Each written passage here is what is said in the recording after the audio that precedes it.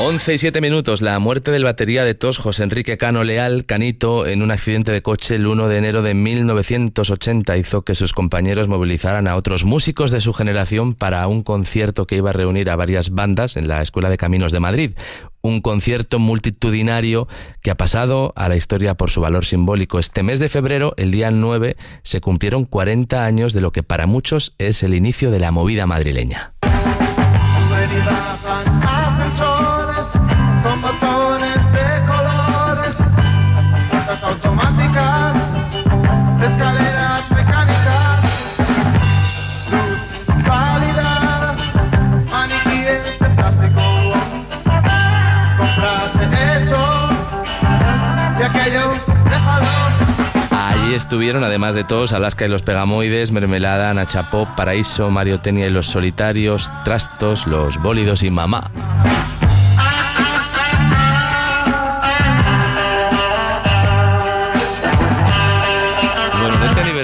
Hablamos de un libro que acaba de ver la luz, La movida madrileña, en el que se dan la mano fotografías de artistas hasta ahora inéditas de Eduardo Cimadevila, con las entrevistas que Ana Aparicio ha realizado a algunos de los protagonistas fundamentales del movimiento. Por las páginas de este libro destilan los acordes, la distorsión y el desmadre de Los Elegantes, Ciudad Jardín, Burning, Ilegales, Caca Deluxe. Gabinete Caligari, Derribos Arias, Tapones, Vicente, Los Coyotes o Golpes Bajos.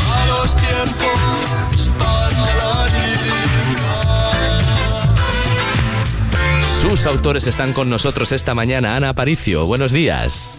Hola, muy buenos días. Gracias por acompañarnos. Eduardo Cimadevila, fotógrafo. Hola, ¿cómo estás? Buenos días. ¿Qué hay? Buenos días, ¿cómo estamos? Creo que sois, además de coautores del libro, compañeros en un insti de secundaria, ¿verdad, Ana?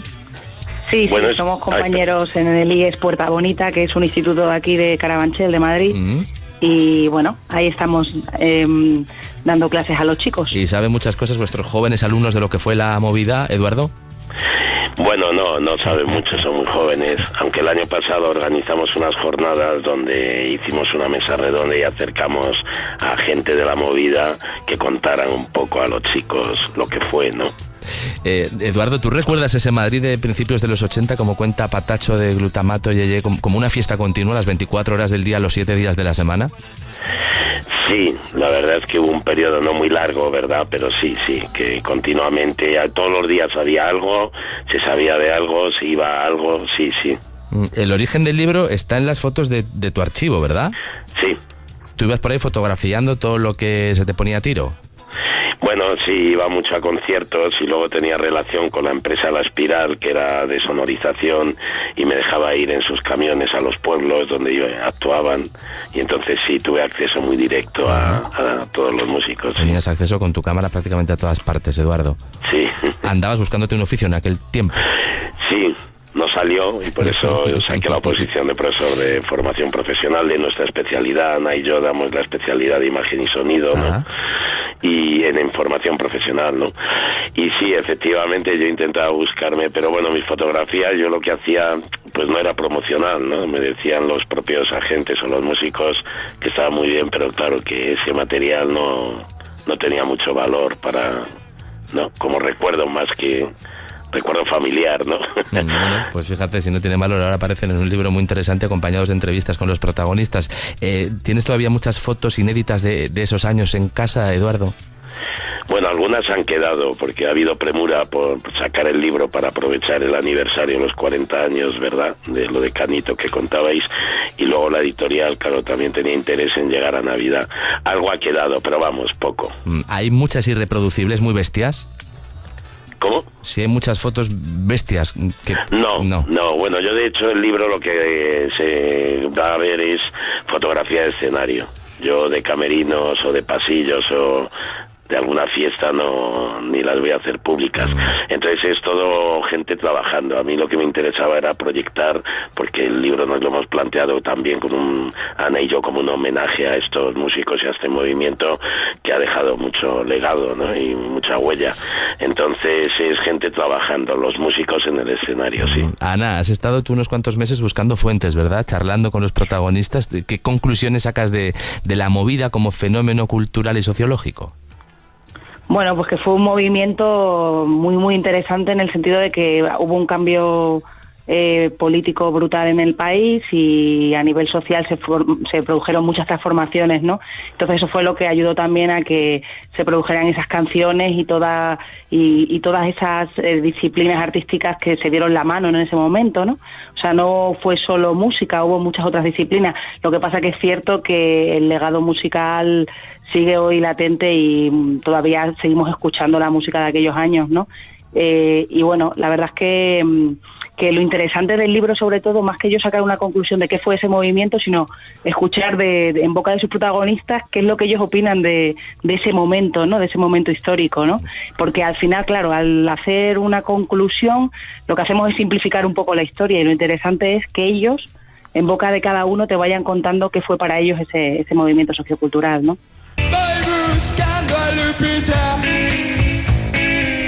Dicen que es tan bonita que rompes mi corazón. Voy buscando a Lupita. Venga, pues vamos a desgranar algunas de las cosas que te han contado los artistas a los que has entrevistado. Por ejemplo, Billy Villegas, bajista de Tapones Vicente, te dice, Ana, que cree que la movida fue un mal sueño para la música de calidad. ¿Tú has encontrado esa misma reflexión en otros artistas? No, la verdad es que no. Lo que sí que coinciden los artistas, aparte es que eso es lo interesante del libro, que cada uno da su visión y entonces podemos ver que hay una amplia gama de opiniones, ¿no? Y eso a mí me parece lo más interesante. Pero sí que es cierto que muchos de ellos lo que sí que reconocen es que, bueno, que en el principio, pues lo que es la música de la movida, pues era mucho más básica, por decirlo de alguna manera, ¿vale? Que lo que que luego los músicos fueron evolucionando y que al principio, pues bueno, pues que no sabían tocar bien, ¿no? Entonces ellos sí que lo reconocen casi todos los músicos, que en un principio estaban aprendiendo. Incluso Eddie Clavo en la entrevista dijo algo que a mí me parece muy interesante, una reflexión muy importante, que creo que hace que esa música también tenga tanto valor, que es que ellos no tenían miedo. Entonces lo que hacían era tocar, o sea, los grupos se formaban y lo que hacían eran los grupos escuela, que él llamaba, ¿no? Era tocar con gente y aprender a tocar a base de, pues eso, de tocar y tocar. Tenían además muchas oportunidades esas bandas, ¿no?, para entrar en el circuito de conciertos, Ana. Sí, yo creo que en aquel momento era bastante más fácil que ahora. Yo creo que ahora hay muchísimas más bandas y la gente también está muy obsesionada con tocar muy bien, ¿no? Y en aquel momento yo creo que lo que imperaba era las ganas de tocar, las ganas de expresarse mediante la música. Entonces no había tantos miedos, la gente era bastante más atrevida, ¿no?, a la hora de subirse a un escenario, ¿no? Y bueno, y la verdad es que luego también es cierto que ellos lo dicen, ¿no?, que había mucha menos gente haciendo música, menos competencia. Me lo comentaban los Aviador Dro en la entrevista, me decían, había muchas menos bandas haciendo tecnopop que hay ahora, ¿no? Entonces, claro, pues era también más sencillo darse a conocer, ¿no?, en el circuito. En las páginas de este libro también aparece Gabinete Caligari.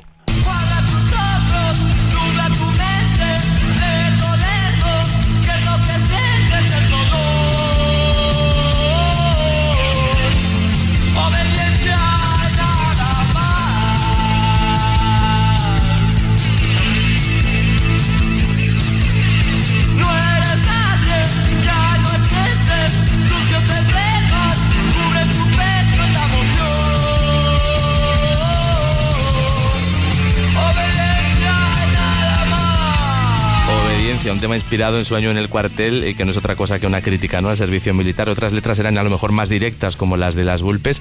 ¿Cómo andaban por aquel entonces los grupos, por lo que te han contado, Ana, de libertad de expresión y de autocensura?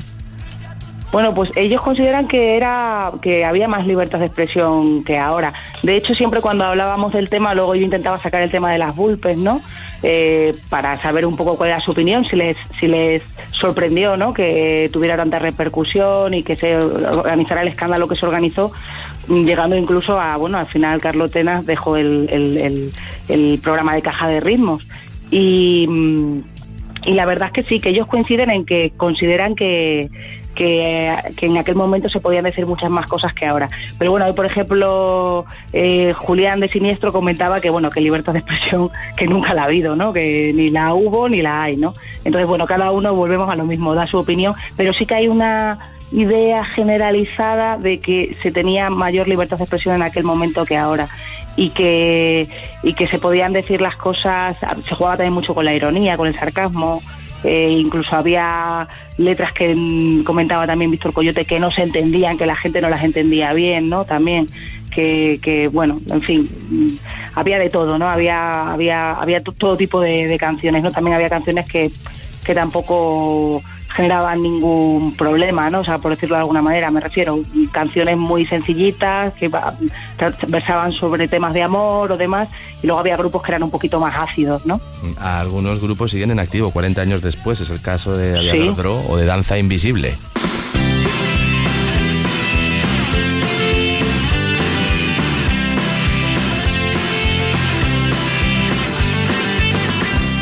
A la calle donde vivo, la luz del sol nunca llega. Cariño, vente conmigo a este lado de la carretera.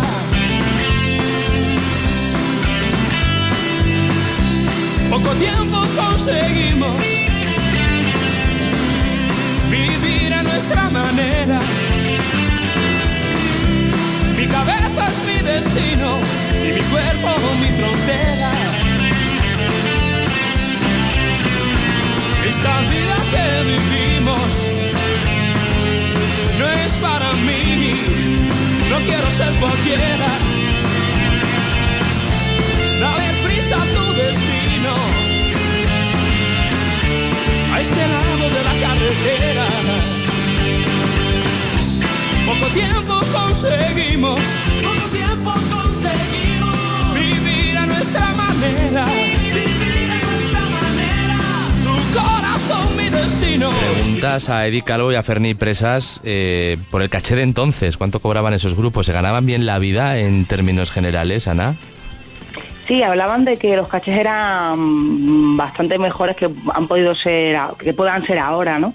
La verdad es que había dinero en aquellos años, y eso es algo también en lo que coincide en la mayoría de los grupos, en los que, bueno, pues se curraba mucho, también coinciden en eso, en que curraban mucho, pero que había muchos gastos también, porque solían llevar sus equipos para poder sonar bien, pero que sí, que los cachés eran bastante altos. ¿Constatas, Ana, que la de Danza Invisible fue una de las entrevistas más divertidas que has hecho para dar forma a este libro, y que Javier Ojeda ha sido uno de los que mejor ha llevado el paso del tiempo de estos 40 años, que es el Jordi Hurtado de la movida? Hombre, Javier es genial. La verdad es que fue una entrevista muy divertida, porque nos juntamos en un restaurante, en un reservado de un restaurante de un pueblito de Toledo. Vino también Eduardo, y estuvimos allí comiendo con ellos, con todos la banda, la actual banda de lo que es Danza Invisible, y luego ya se quedaron ellos cuatro, ¿no? O sea, Manolo, Antonio, Javier y Cris, ¿no? Y bueno, la verdad es que fue muy divertida, porque bueno, ellos la verdad es que son muy apasionados y estuvieron contando muchas anécdotas, nos reímos mucho, la verdad. Está que sí. Con nosotros Javier Ojeda a esta hora. Javier, hola, buenos días. Muy buenos días, ¿qué tal? ¿Cómo estás? Encantado de saludarte. Hola, Javier. Te cogemos en carretera ahora mismo, ¿no? Hola, Javier. Hombre, Lalo, Ana, ¿cómo estáis? Oye, Javier, dice Antonio Gil que no sentisteis parte de la movida en este libro de entrevistas de Ana y de Eduardo porque estabais en el ambiente de Málaga, y claro, no era lo mismo que estar metido en la explosión que era Madrid. ¿Tú compartes esa misma sensación? Bueno, sí, no. O sea, por un lado, es verdad que, nosotros no. La movida se acabó llamando la movida madrileña porque digamos que fue el sitio donde irradió todo. Pero claro, nosotros íbamos allí a Madrid puntualmente. O sea, nosotros disfrutábamos muchísimo de todo el ambiente que había allí por aquel entonces. Pero vamos, realmente nosotros somos de la movida malagueña. Y de hecho, sí, no, es así. Claro. De hecho, hay un libro muy interesante que se llama Málaga y la nueva ola, y que cuenta más o menos lo que fueron las peculiaridades locales de este movimiento, que eso sí, yo creo que hubo algo de generación espontánea, porque sin darnos cuenta, prácticamente en muchísimas ciudades españolas surgió algo. En ese momento de la transición de finales de los 70 a comienzos de los 80, había algo en la atmósfera, algo que hizo que, yo qué sé, que todo el mundo saliese a tocar, a desbarrar, a drogarse, a salir al escenario sin prejuicio alguno, en fin. Hay otra cosa que me llama la atención de lo que le cuentas a Ana en el libro, que es que durante aquella época apenas teníais relación con otros grupos de la movida, ¿no? Hay excepciones como Radio Futura, un poco también con Golpes Bajos. ¿Ha sido tiempo después cuando os habéis conocido todos de verdad y habéis hecho incluso amistad, Javier? Claro, a ver, nosotros entonces de la gente de Madrid pasábamos 1 kilo. O sea, nosotros éramos, o sea, ya sé muy claro, nosotros éramos terriblemente arrogantes, entre otras cosas, porque, bueno, antes que vosotros os estaba escuchando hablar, y sí que es cierto que la mayor parte de los grupos de la movida tenían una idea impresionante, eran letras muy divertidas, pero tocaban como el culo, con perdón, ¿no? Sí. Y los danzas sí que es verdad que nosotros, o sea, sin ser unos músicos técnicamente brillantes, sí que íbamos tremendamente ensayados. Entonces, llamábamos muchísimo la atención. De hecho, todo el mundo comentó en nuestra presentación en Rocola, destacamos porque la banda sonaba como un tiro. O sea, lo que eran nuestras canciones, aquello sonaba de fábula. Ah. Y claro, eso nos daba un puntito de superioridad moral con respecto al resto de las bandas de Madrid, unidas, pues bueno, al descaro de la juventud y a los gilipollas que éramos entonces, ¿no? Eduardo, ¿das fe de esto? No de los gilipollas que eran entonces, sino de lo bien que sonaba esta gente cuando actuaba en el Rocola. Sí, la verdad es que el ambiente era muy gratificante, ¿no? Y luego en el Rocola, una vez estaba el concierto, se iba la gente y ya se quedaba eso muy tranquilito, no es que hubiera mucho, como dicen a veces, iban miles de personas, pues no, y la cotidiano Rocola era poca gente, ¿no? Pero sí, los conciertos eran muy auténticos, sí. Y además, como dice Javier, había grupos verdaderamente, que salías como que si te hubieran dado una paliza, ¿no? Oye, una curiosidad que te pregunto antes de despedirte, ¿es verdad que Sabor de Amor se hizo en 10 minutos, un cuarto de hora, Javier Ojeda? Bueno, la base de la canción sí, en 15 minutos, ¿cierto? Es así, de hecho la canción se hizo en un descanso mientras intentábamos hacer un arreglo así muy complejo de otra canción, que acabamos un poco desesperados porque precisamente porque nos faltaba algo de pericia técnica. Era un tipo de canción de corte así como medio funk que no nos acababa de encajar, de salir del todo, y en un momento pues nada, pues nos salimos fuera. Además la peculiaridad es que la base musical de acordes, en vez de hacerla al guitarrista como lo habitual en Danza Invisible, la hizo el batería, ¿sabes? O sea, empezamos a hacer una tontería tipo eso, digo, venga, a ver, algo tipo Stand By Me, venga. Y lo primero que se me ocurrió pues es la melodía de la canción, fíjate. Y ahí le tienen, a Danza Invisible dando guerra casi 40 años después, porque el año pasado cerráis 2019 con más de 100 conciertos. Ahora mismo te cogemos ya de regreso a Málaga, también en carretera. No te robamos más tiempo, Javier Ojeda. Gracias por atender la llamada de la Cadiera de Aragón Radio y por colarte en esta conversación. Que te vaya muy bien. Nada, un abrazo muy fuerte. Adiós. Un abrazo, Javier. Un abrazo, un besazo. Adiós, Javier. Juanjo Balmodisco de PVP te cuenta que en la movida Tierno Galván disponía de unos presupuestos muy altos, ¿no? Que había que incentivar la participación política también de los jóvenes. ¿Tú tienes la sensación, Ana, por lo que te han contado otras bandas, que el gran acelerón fue el oficial, el que dio aquel gobierno municipal? Pues mira, eso sí que también es un tema que genera polémica. Hay gente que considera que no, que el ayuntamiento no fomentó ni apoyó, y luego hay otros que sí que consideran, pues, por ejemplo, como tú dices, como Juanjo Balmorisco, que sí considera que bueno, que había unos presupuestos altos y que se hizo una inversión fuerte de dinero para fomentar lo que era la música, ¿no? Entonces, bueno, depende a quién le preguntes, pues te da una visión u otra. Es cierto que sí que el festival de música que se generó, el Festival de Rock Villa de Madrid, fomentó evidentemente que muchas bandas pues se pudieran dar a conocer. Era una plataforma, ¿no?, de visibilizar la música y las bandas, ¿no? Entonces, bueno, pues yo desde mi punto de vista sí que creo que ayudó, ¿no?, a fomentar eso en la música, ¿no?, en Madrid. Y luego también había otro festival que fue el de la Diputación, que también duró un añito, pero que también fue importante para mostrar a muchos grupos que estaban empezando, que eran todavía, eso sí que era ya más premovida, y que estaban empezando y que bueno, pues que se pudieron dar a conocer, ¿no? Yo creo que al final, siempre que un ayuntamiento, que las ciudades fomenten el organizar festivales, y eran concursos más que festivales, porque lo que entendemos hoy en día de festivales no tiene nada que ver con los concursos de aquella época. Había premios y demás, pues siempre va a ayudar a que los grupos puedan puedan seguir tocando, ¿no? Y darse a conocer. ¿Y cuánto hizo la radio y cuánto hicieron locutores como Jesús Ordovás por la movida? Tú preguntas a Manolo de Ubi si en aquel tiempo era más importante grabar una maqueta, salir en la radio o dar muchos conciertos. Y él lo tiene muy claro, Ana. Sí, ellos lo tienen muy claro. La radio fue fundamental. Y de hecho hablan mucho de locutores concretos como Abitbol o como Ordovás, ¿sabes? O sea, tienen claro que hay una serie de periodistas que ayudaron mucho a que ellos pudieran darse a conocer, claro. Y de hecho, incluso cuando hablamos del concierto homenaje a Canito, la importancia que tiene no solo es porque se juntan las bandas y dan un concierto, sino también porque se transmite por la televisión, ¿no? Y llega también, pues al final, a todos los rincones de España. O sea, en aquel momento solo había 2 cadenas, ¿no? La 1 y la 2. Entonces todo lo que salía en la televisión tenía tanta importancia, y ya en la movida es como que pasa fronteras, ya no se queda solo en Madrid, sino que ya alguien desde Cáceres puede saber lo que está pasando en Madrid, alguien desde Huelva, alguien desde Vigo, ¿sabes? Entonces, bueno, creo que los medios de comunicación sí que fomentaron mucho, y luego que había unos grandes programas de televisión, ¿no? Donde también se invitaba a las bandas a tocar, como podía ser la Edad de Oro y muchos otros, ¿no? Musical Express y muchos más. Caja de Ritmos, aunque duró muy poquito, pero ahí estuvo.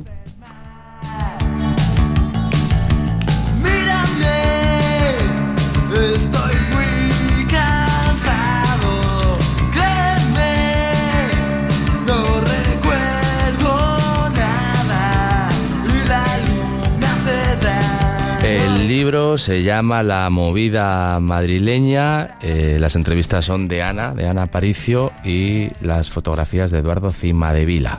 Gracias, Ana, un abrazo. Gracias, Eduardo, por estar con nosotros, que os vaya muy bien. Gracias. Saludos. Venga, el libro, quería decir, es de la editorial Tebar Flores, con diseño de Luis Mosquera Arancibia, ¿vale? Venga. Ahí eso queda. Venga, gracias por atendernos, ¿eh? A vosotros, adiós. Hasta luego. Adiós. Muchas gracias por invitarnos. Adiós.